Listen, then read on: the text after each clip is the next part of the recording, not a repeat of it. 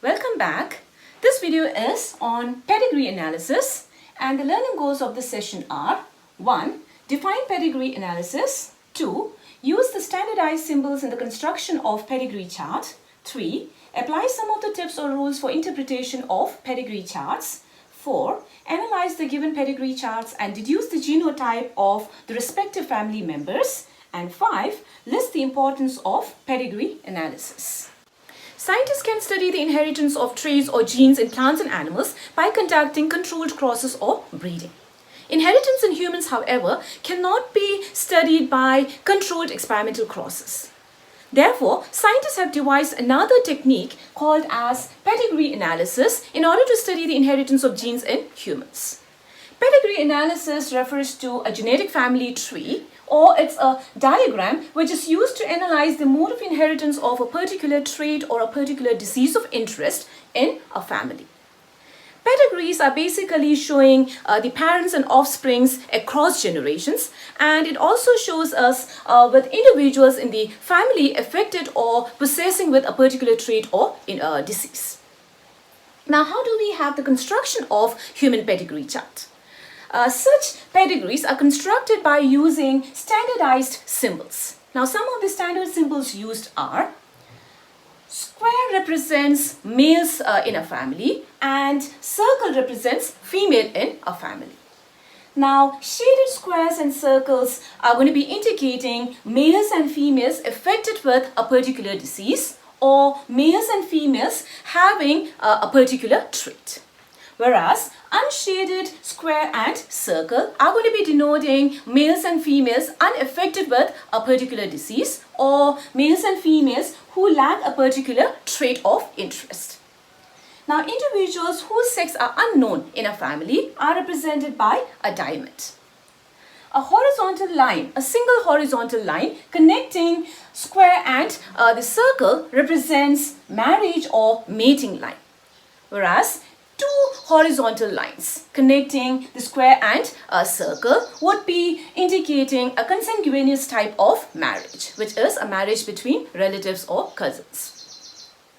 And a vertical line perpendicular to the line of marriage indicates line of descent, and a horizontal line connected to this line of descent indicates sibling line or offspring line.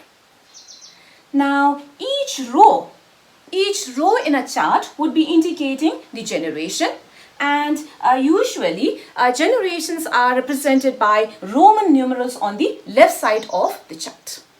So these are some of the major symbols that you want to be keeping in mind in order to construct a pedigree. Scientists and geneticists construct pedigree charts based on the available phenotypic data of a particular trait or a disease from several generations in a family. Now, how do we go about with the interpretation of a pedigree chart? For this purpose, let's look into some of the tips or rules which can be used in order to interpret pedigree charts. And knowing these criteria or knowing these rules will form as a strong basis to determine the mode of inheritance of Mendelian diseases. Having said that, these rules or these criteria may not be accurate or may not be applicable to all the diseases. Now, when we have to interpret a pedigree, the first thing that we start off with is we try to determine whether the given trait or whether the disease of interest is a dominant or a recessive disease. Now, if the trait or if the disease of interest is a dominant one, then all affected individuals have an affected parent. All affected individuals are to be having at least one affected parent, which means to say that the disease or the trait appears in all of the generations. And hence, the second rule here is it does not skip generation. Okay, so such kind of a disease or a trait is identified as dominant trait or dominant disease. Whereas, if a trait or the disease of interest is a recessive one, then unaffected parents can have affected offspring. Unaffected parents, but the offsprings can be affected. Or in another way, we can have unaffected offspring having affected parents. So this means to say that the disease or the trait does not appear in all the generations. So such disease or such traits skips generation. So if the trait or disease skips generation, then this type of the disease or the trait becomes a recessive mode of inheritance. Now, once we have finished with the identification of the dominant and recessive nature of the particular trait or disease, the next thing that we want to be determining is whether the dominant or the recessive trait or disease is an autosomal or a sex-linked trait or disease. So, a dominant disease can be an autosomal dominant disease, or it can be a sex-linked dominant disease. Likewise, a recessive disease can be an autosomal recessive disease, or it can be a sex-linked recessive disease. To determine whether a disease or a trait is autosomal, be it autosomal dominant or autosomal recessive, the rule or the criteria that we can keep in mind is that these diseases or these traits are transmitted, are passed on to both males and females, usually in equal proportion. So, affected parents can affect both males and females. Likewise, if it is an autosomal recessive disease or a trait, again, both of the sexes are going to be equally affected. The trait or the disease is a dominant autosomal disease, or if it skips generation, then it is a recessive autosomal disease. Now, if the dominant disease or a trait is an X-linked or sex-linked disease, then when both parents are affected, all offsprings are affected as well. So if both of the parents are affected, then if it is an X-linked disorder or X-linked trait, then all of their offsprings are to be affected as well. One very important criteria. Secondly, if all affected males or all affected sons must have an affected mother. All affected males or sons must have an affected mother. Okay, very important in terms of knowing that the dominant disease or the dominant trait is an X-linked disease or an X-linked trait. The third rule here is when a father is affected, all daughters are affected.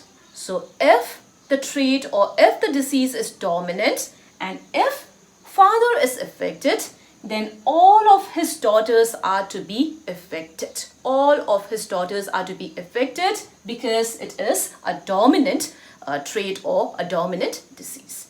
So such are the three major rules that we can be keeping in mind in order to determine if the given dominant trait or the dominant disease is an X-linked disease or an X-linked trait. Likewise, if the recessive trait or the recessive disease is an X-linked recessive trait or an X-linked recessive disease, then the disease or the trait is mostly affecting males. So if you find in the pedigree chart where most of the males are affected, then such is an indication that the recessive disease is an X-linked disease, because if the recessive disease is to be an autosomal disease, then it has to be affecting both the sexes more or less equally. Whereas if it is affecting mostly the males, then it becomes an X-linked recessive disease or an X-linked recessive trait.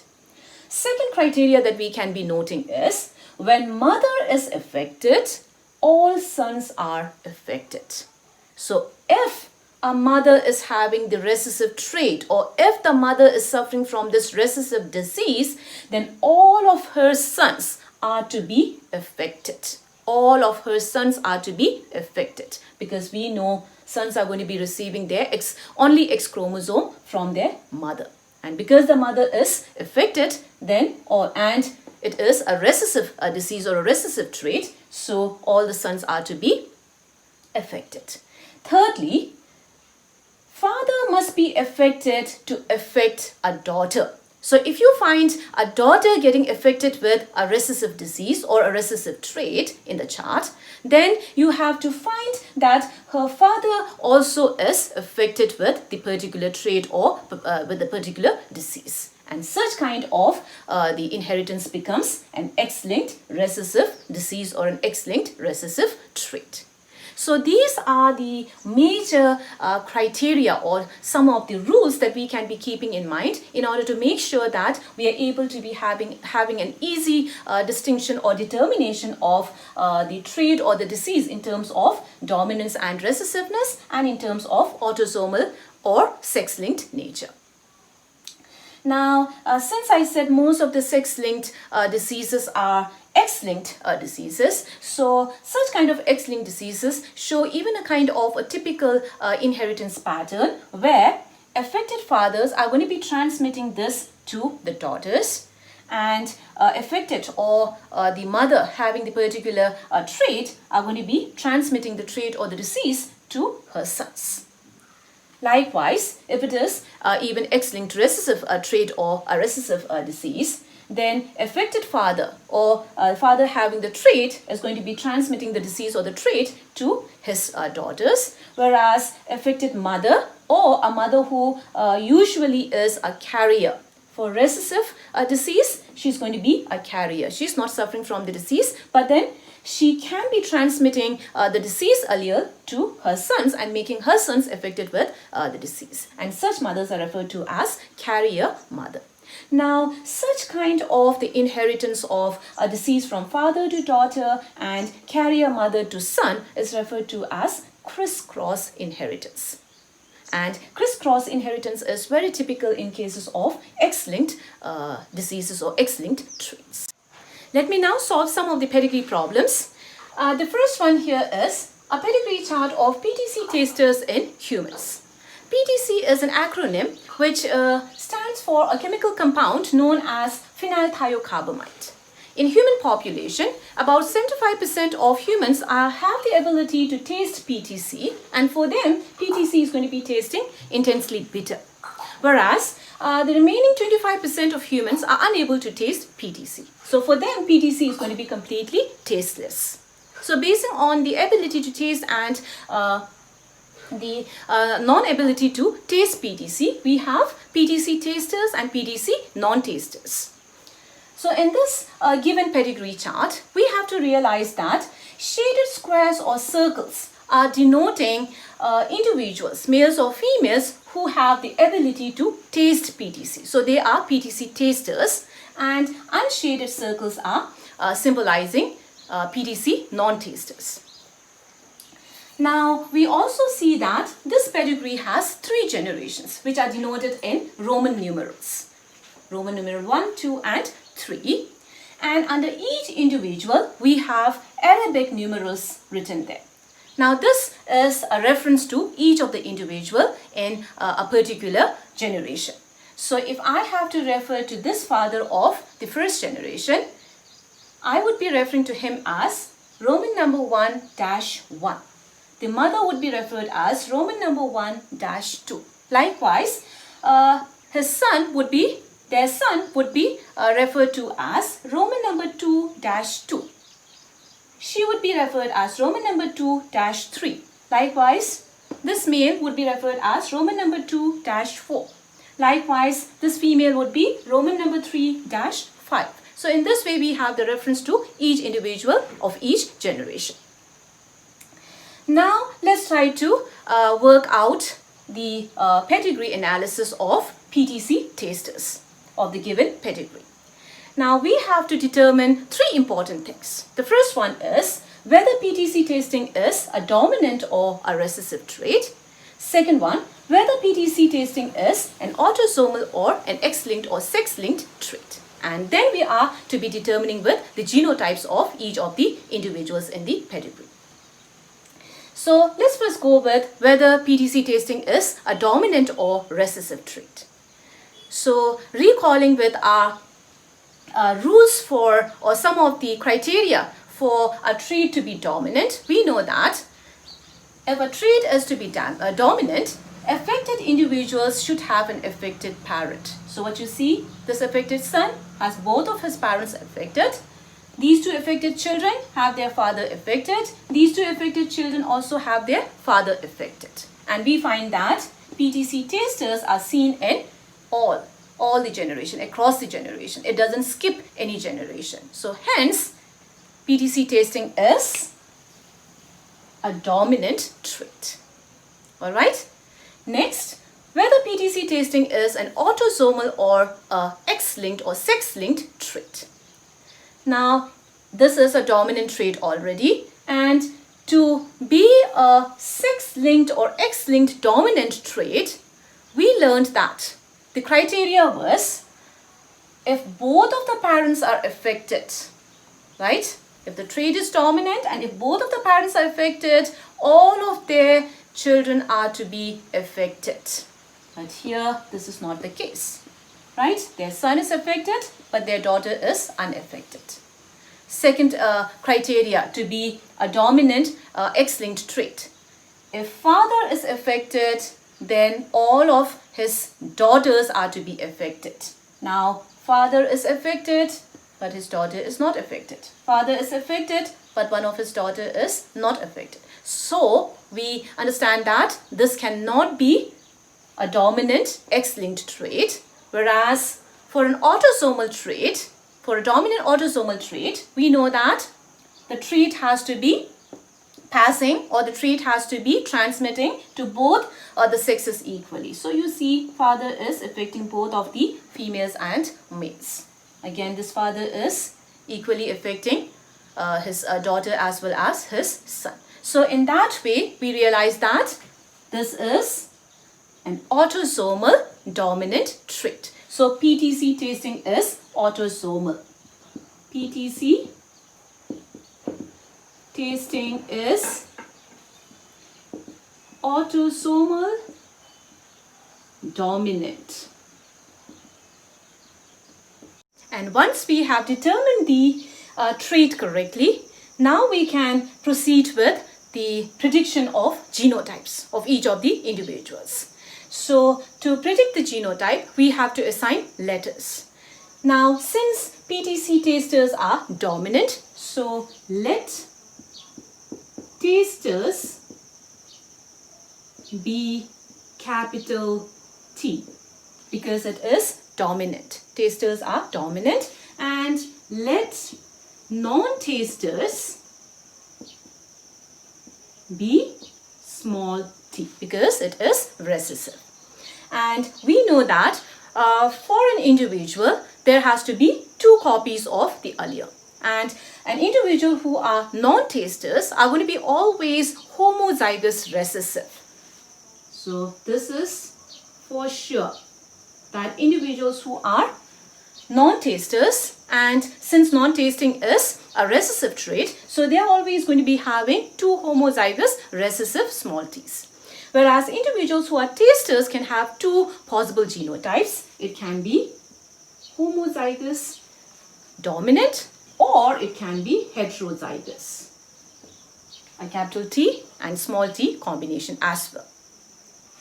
Now, let's try to predict each of the individual's genotype. So the first thing I would do is, I would be writing down the confirmed genotype of the non-tasters, because non-tasters are going to be always homozygous recessive.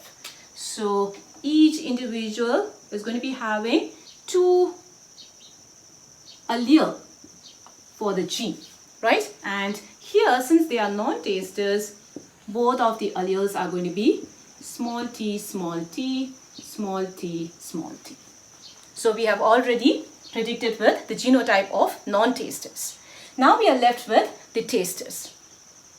Now, to determine the genotype of tasters, we already again will be aware of one of the alleles of each of these individuals by looking at their phenotype, because they are all tasters and tasters are dominant. That means they need to be having minimally 1 capital T. So they are to be having a capital T to become tasters. So capital T, capital T, capital T, capital T, capital T, capital T, and a capital T. So each individual who are a taster should be minimally having one capital T. Now the second allele, to determine the second allele of these two first generation parents, we will look into their children. So they have two of their children, one son and a daughter. The daughter has two small t's, and the daughter got these two small t's from the dad and from the mom. So now she would have received one small t from her father, another small t from her mother, and because of which we now are confirmed with the second allele of the first generation parents. So both of the first generation parents are heterozygous for tasting, or they are heterozygous tasters. Now what about this son? So now this son has two of his children, and both of the children are also tasters, which could be that he passed on his dominant allele to his daughter as well as to his son. But the other second allele of this son in the second generation could be a capital T as well as a small t. Suppose we assume that this capital T has come from the father, then from the mother he could be receiving a capital T or a small t, and in both cases he would still be a taster, because tasting PTC tasters are dominant trait. So a single capital allele would be enough to express with the trait. So this individual can be homozygous TT, or he can also be heterozygous capital T small t. Okay, because in both of the possibilities are there, since both of the parents are heterozygous. Now what about the genotype of these third generation's two children? Now a capital T they have received, this daughter has received a capital T from her father, and now the other allele should be coming from her mother.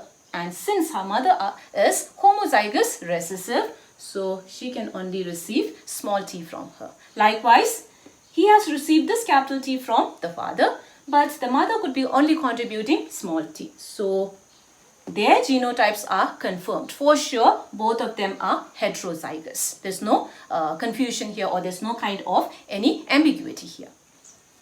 Now, what about the genotype of this male person who has married their daughter? Now, since he is having the character, and since we don't have any of his family members' idea, so we may not be able to predict exactly what his other allele is. Okay, so it is not very sure. I'm going to be leaving it as such with a question mark. Then, now these two children, that is, the first one is a daughter. Now she has received a dominant capital T from her father, but the second allele should be coming from her mother, and her mother is not having PTC tasting, non-taster, and it is homozygous recessive, so she would be only contributing small t. Likewise, the son would be also receiving the other allele from his mother, which is a small t. So now we are for sure that these two children are going to be having PTC tasting, but their genotype is going to be heterozygous because the mother is homozygous recessive, right? Even though we are unsure about the second allele of this individual, this male individual. The second pedigree that I'm going to be solving is a pedigree chart of sickle cell anemia. So we learned about sickle cell anemia as a Mendelian disease, which is caused due to a single base substitution or a single amino acid substitution.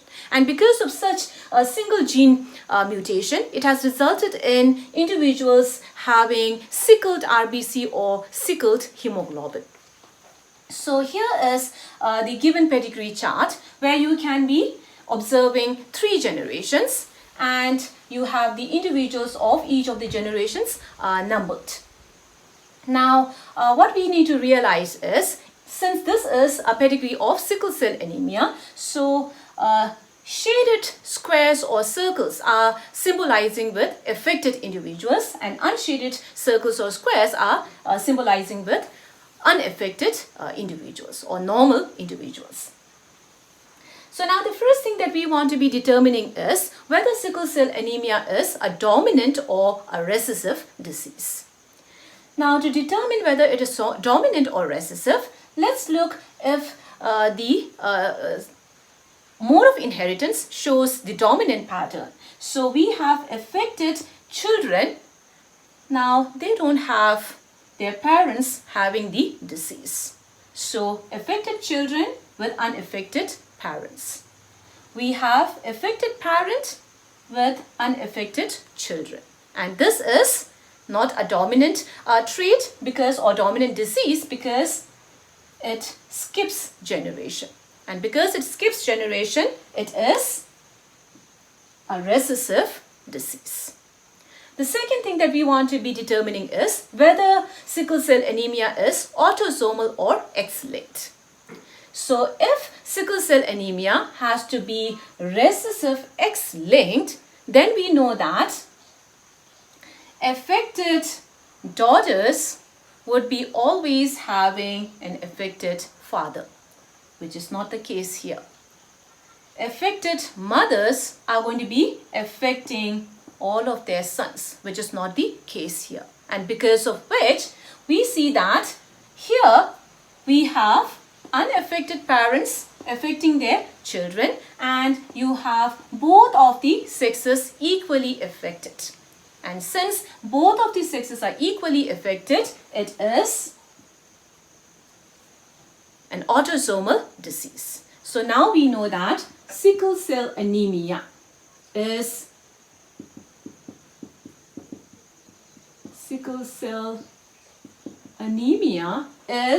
what kind of a disease? Autosomal recessive disease. So this is how we have come to the conclusion. After the correct identification of sickle cell anemia as autosomal recessive disease, we will now be able to predict the genotypes of all of the individuals in the chart. So for that, we need to assign letters for the respective alleles. So let's say, because sickle cell anemia is a recessive disease, so let sickle cell anemia be small s. I'm going to be assigning small s as the allele for sickle cell anemia, and if the individuals are to be affected with sickle cell anemia, because it is a recessive disease, they are to be always carrying two homozygous recessive alleles. So their genotype can only be when they have two homozygous recessive alleles. So they have only one possible genotype. Then let normal, I mean normal here, the unaffected.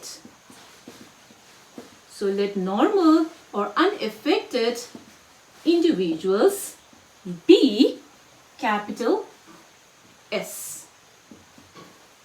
So here the normal allele or the unaffected allele is the dominant allele, and hence if an individual is to be unaffected or normal, they can be possibly having two genotypes, which can be homozygous capital S, or it can be a heterozygous capital S with a small s, and both of these genotype would be consequently resulting into a normal hemoglobin.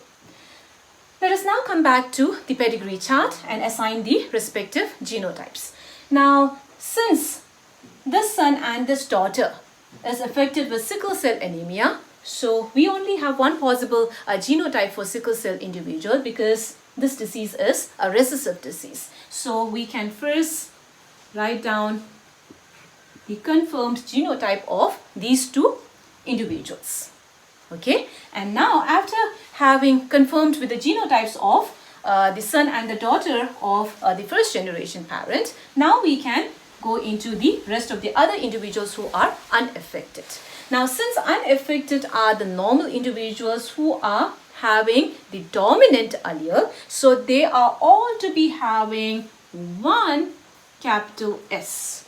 Without a capital S, they cannot be normal, right? Without the dominant allele, they cannot be normal. So each one of these unaffected normal individuals are to be minimally carrying one dominant allele or one normal allele, which is the dominant allele.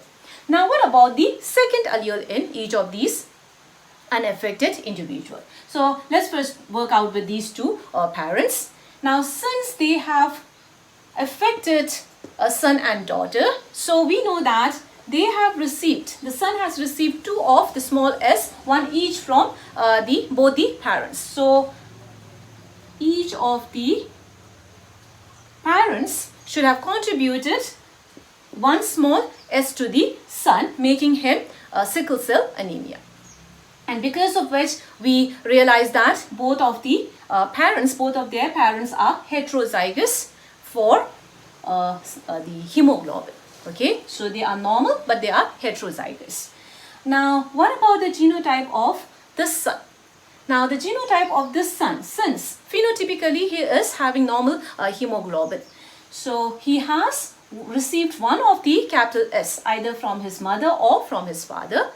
And now the second allele that he is having is unpredictable at this point of time, because he can be, suppose if we assume that this capital S has come from the mother, now he can be receiving a capital S from the father or a small s from the father, and in both situations he would still be having the normal phenotype. So hence, because we are not so sure, it can be both. It can be capital S or it can be capital S small s. So let's have a question mark and say it is, we are unsure of his second allele. So unless and until we have his children, we will not be able to make sure of his second allele of his genotype.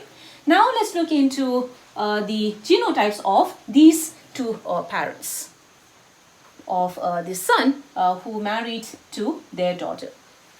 So now, since all of these have the normal hemoglobin, and since they are also unaffected, now what we can be understanding is that they have two homozygous dominant allele, and because of which none of their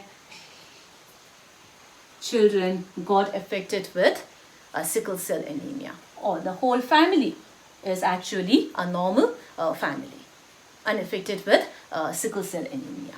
And now if we have to determine the genotype of these three children of the daughter, now affected daughter has two small s, and because of which, now if the capital S is present in all of these three children, it is because capital S is the unaffected normal allele of the father. So they received their capital S from the father, and they are to be receiving the second allele from their mother. So the mother is only going to be contributing small s all the time, right? And hence they are all going to be heterozygous for normal RBC or normal hemoglobin. So in this way we have completed with the second pedigree, which is an autosomal recessive example, a recessive disease which is sickle cell anemia. Third example of a pedigree chart that I'm going to be solving is of red-green color blindness. So we learned that red-green color blindness is a genetic condition in which individuals are unable to differentiate between red and green color shades because of a mutation in the red and green cone genes. So here is a given pedigree chart where we need to realize that shaded individuals, here it is, the shaded squares are going to be symbolizing individuals who are affected with red-green color blindness. So these are red-green color blind individuals, and unshaded circles or squares are denoting with normal color visioned individuals. So they are unaffected with red-green color blindness. Now let's first try to determine whether red-green color blindness is a dominant or a recessive condition.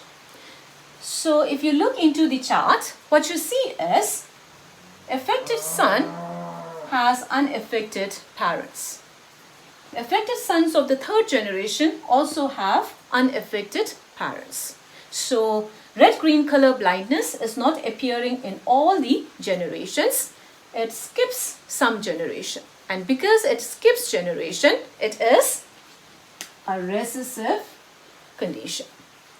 Okay. Next, whether red-green color blindness is autosomal or X-linked. Now, if red-green color blindness is to be autosomal recessive, then you have to have the condition affecting both the males and females almost equally.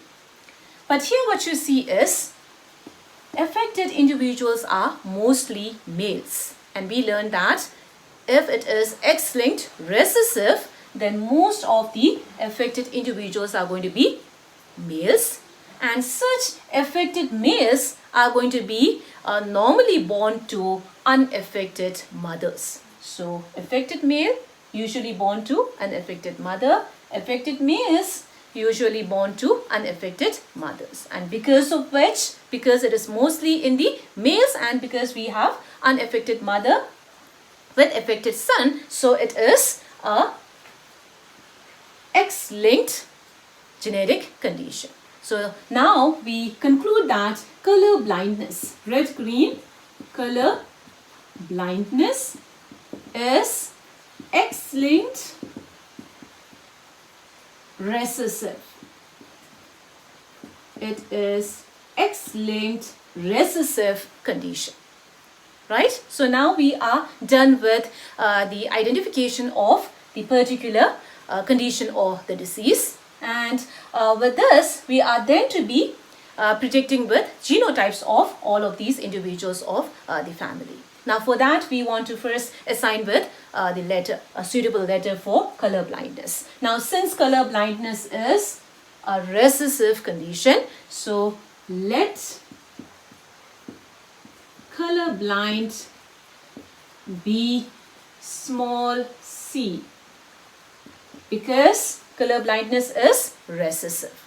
And if an individual is to be color blind, then they can only possibly be having only one genotype, and that genotype is always going to be homozygous recessive. Isn't it? Right? But here, now what we need to keep in mind is, it is not only a recessive condition, but it is also X-linked, which means it is a sex-linked condition, and hence we want to be showing with the sex chromosomes of males and females, because males and females have different sex chromosomes. So males are going to be having XY condition, whereas females are going to be having XX condition. So when I say an individual has two of the recessive small c colorblind allele, I mean that the individual is a female having two X chromosomes. Whereas if colorblind individual is to be a male, then in males we only have a single X chromosome, and that single X chromosome should also be carrying small c. So their only X chromosome is having the small c, and because of which they become colorblind. So this is the possible genotype of a colorblind male. Now let normal color vision be capital C. So capital C is denoting the normal color vision. And because of which, now if it has to be a male, then he should be having a capital C on his only X chromosome. Whereas if it is to be a female, then a female can have two possible genotypes. Right? Because she has two X chromosomes. So in some females, it can be a homozygous capital C a genotype, whereas in some females, it can be a heterozygous capital C with a small c genotype. Alright, so these are the possibilities in terms of the genotypes of the normal color vision and colorblind vision. Now let's try to apply that into the pedigree here. So let's first assign all the sex chromosomes. Females XX, male XY, female XX, male XY, female XX, male XY, male XY, male XY. Okay, now afterwards, what we are going to be doing is, we are for sure with the genotype. We are confirmed with the genotype of recessive X-linked colorblind individuals, because recessive individuals have only one possibility. So, and here the colorblind are all males. So, all the males on their only X chromosome, they are going to be having small c. Okay, so this male also has small c. So just make sure that your letters could be differentiated. Capital letter and small letter could be easily differentiated, for which I have had a kind of an appendage for the small c. Okay, now let's try to determine the genotype of the normal color vision individuals. So now for males, it is not a problem, because males only have one possible genotype for normal color vision as well. They are only going to be having, their only X chromosome is going to be having capital C. So let's write down the genotype of the normal males. So this father has an X chromosome with capital C. Now this mother, because she is also normal, so she is going to be also expected to be having one capital C minimally, right?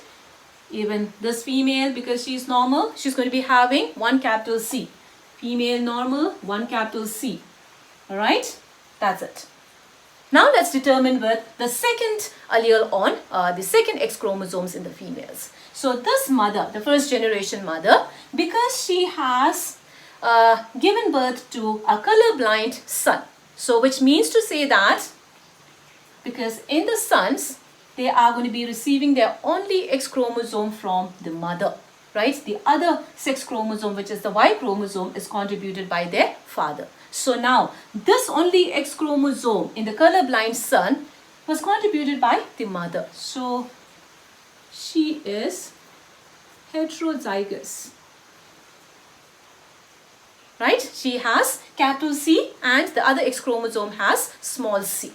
But even though she is heterozygous, she is not affected with colorblind. The reason is because she has another X chromosome which is carrying the normal allele, and that is compensating for her recessive colorblind allele, right? So she is not having the color blindness, but she is known to be a carrier, since she can transmit this defective allele or this mutated allele to her sons and cause the disease or the condition in her sons. So she is a carrier mother.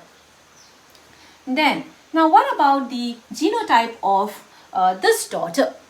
Now, since she has two X chromosomes, now we know that out of the two X chromosomes, one X chromosome is always to be contributed by the father and the other X chromosome is to be contributed by the mother. Now, she has already received one dominant allele, one normal color vision allele, and because of which she has already become normal, since normal is the dominant allele. But from the mother, she can be receiving either of the dominant or the recessive allele containing X chromosomes. And whether she receives the dominant allele containing X chromosome or the recessive small c, that is the colorblind allele containing X chromosome, she would not be affected with color blindness. She would be phenotypically having normal vision. And because of which we are unsure, right? Because she can be both. She can be heterozygous or she can be homozygous, capital C, capital C. In both of the cases, she would be having normal vision.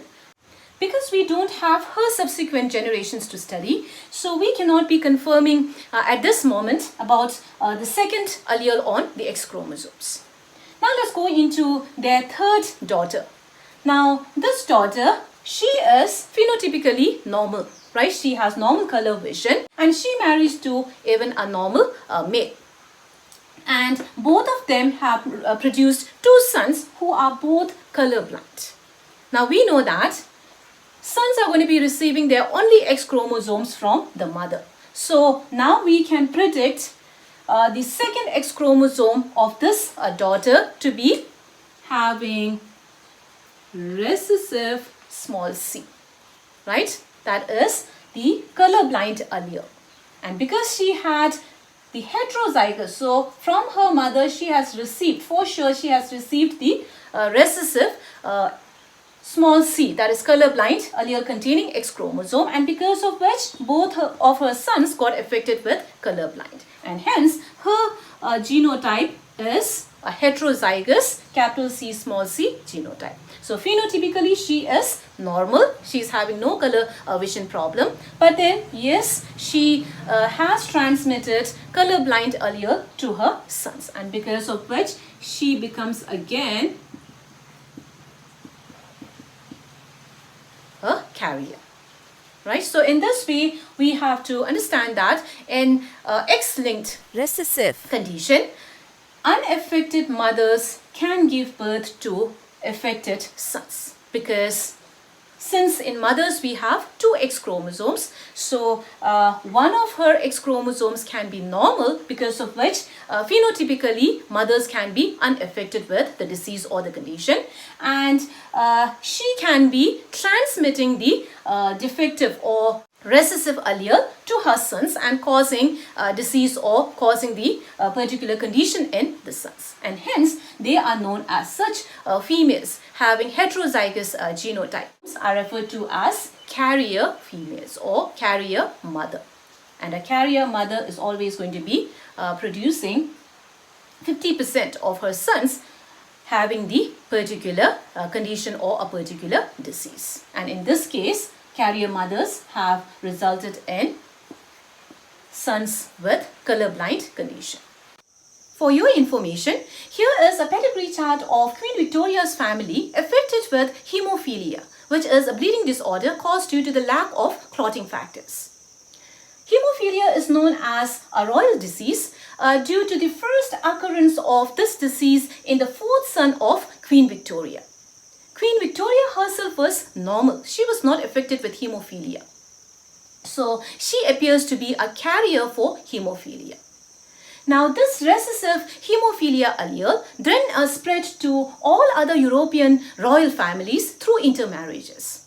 It is assumed that spontaneous mutation occurred in the sperms of Queen Victoria's father, or spontaneous mutation occurred in the egg of Queen Victoria herself, resulting to the fourth son in getting affected with hemophilia. So hemophilia is yet another example of X-linked recessive disease. The last pedigree that I'm going to be solving is pedigree of vitamin D resistant rickets. Here's the given pedigree chart in which you can be seeing 4 generations. Shaded squares or circles are indicating individuals affected with vitamin D resistant rickets, and unshaded circles or squares are individuals unaffected with the disease. Now let's first determine whether vitamin D resistant rickets is a dominant or a recessive disease. Now what you see here is affected daughter has an affected father or parent. Affected children have affected parents. Affected daughter again is having an affected parent or a father. So this disease is appearing in all the generation. It is not skipping any generation. So vitamin D resistant rickets is a dominant disease. Second thing is whether the disease is an autosomal or sex-linked or X-linked disease. Now if it has to be an X-linked dominant disease, then affected daughters must always have an affected father. So affected daughter is having an affected father. Affected daughter is also having an affected father. Another criteria that it shows here is affected. When both of the parents are affected, then all of their children are also affected. So because of which this is an X-linked dominant disease. So vitamin D resistant Rickets is X-linked dominant disease. Now we have already determined with the nature of the mode of inheritance of this disease. Let's now determine the genotypes of the individual. Now, to determine the genotype, we have to assign letter. So, let's say, let affected individuals be, because it is a genetic rickets, so I'm going to be using R, capital R, because the disease is a dominant disease. And because it is an X-linked disorder, so we have to show males and females in terms of their sex chromosomes. So for males, if they are affected, their only X chromosome is to be carrying the capital R. That is the Rickets allele. And females who are affected with the vitamin D resistant rickets are going to be having two possible genotypes. And what would be the two possible genotypes? Females can be homozygous for vitamin D resistant rickets, or females can be heterozygous, where one of her X chromosome is going to be carrying capital R and the other X chromosome is going to be having lowercase r. And she is a heterozygous individual, but because the disease is a dominant disease, so she would be also expressing with the disease. Now, let unaffected individuals. So here unaffected individuals are recessive. So let's assign small r to the unaffected individuals, and because of which, if you have to talk in terms of males, their only X chromosome is going to be having the small r, and in females as well, now we can be expecting only one genotype because it is a recessive condition. So a recessive condition can be expressed only when both of the alleles in the individual are homozygous recessive. So females are also to be homozygous. Both of the X chromosomes are going to be carrying small r, and if they have two homozygous small r, then the females are going to be normal or unaffected.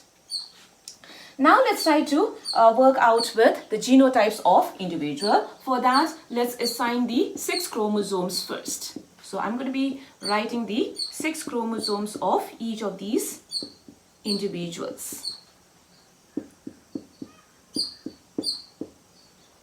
So we have to keep in mind that for sex-linked diseases, alleles are always to be shown on the 6 chromosomes. Okay, now let's first write down the genotypes of unaffected individuals. Individuals who are normal. And here normal individuals have recessive condition. So all of the unaffected individuals are going to be homozygous recessive if they are female, or they are going to be having as one small r on their only X chromosome, which can be also called as hemizygous.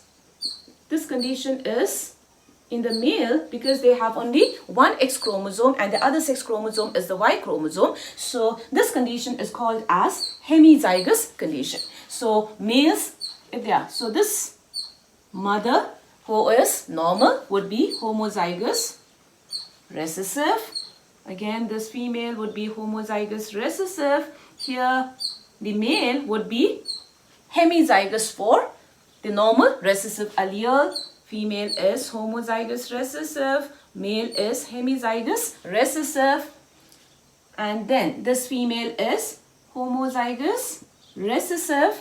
These two males are hemizygous recessive. So we completed with the genotype of normal individuals who are homozygous recessive. Now we have to determine the genotypes of affected individual, and affected individuals have the dominant allele.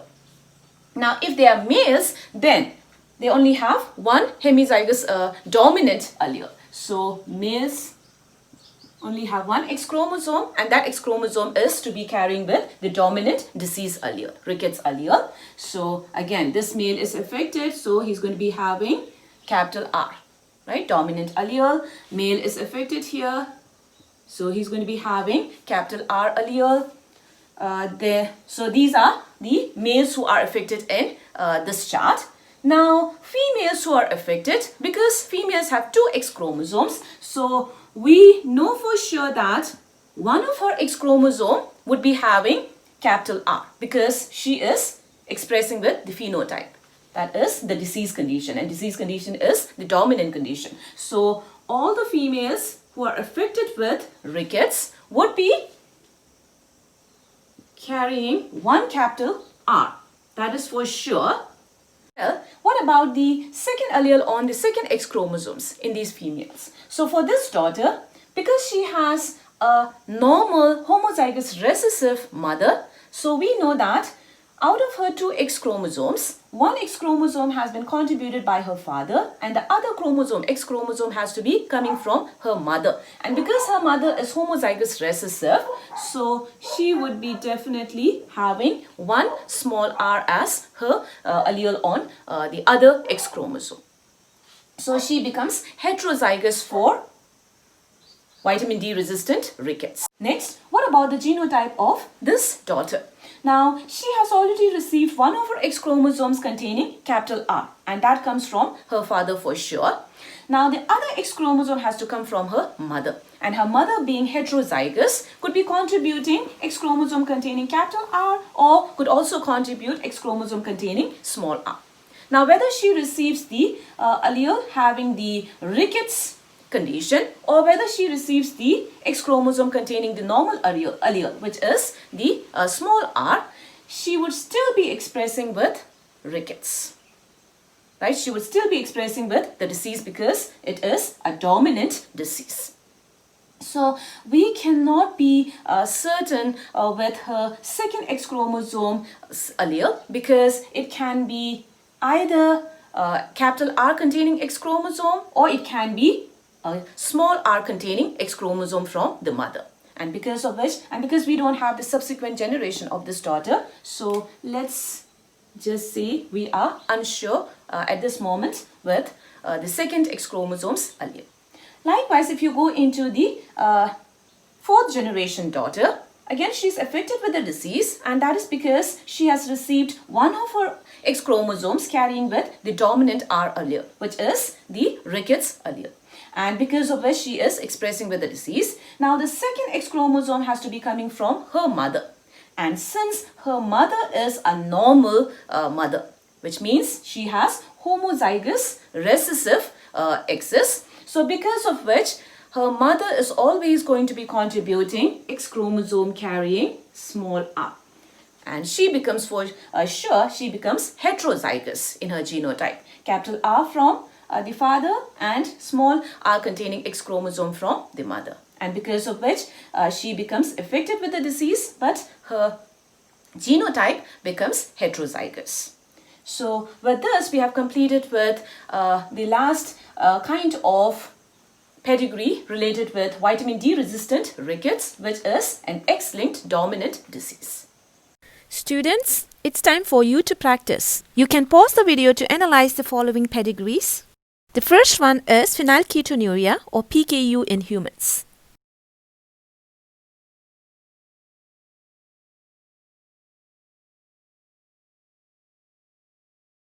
Second chart is a Mendelian trait of tongue rolling in humans.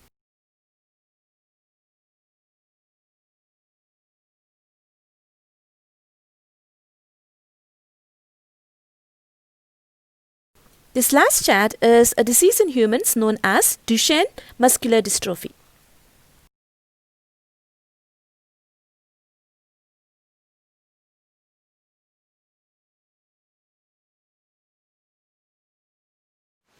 I would like to end this video lesson by highlighting two of the importance of pedigree analysis.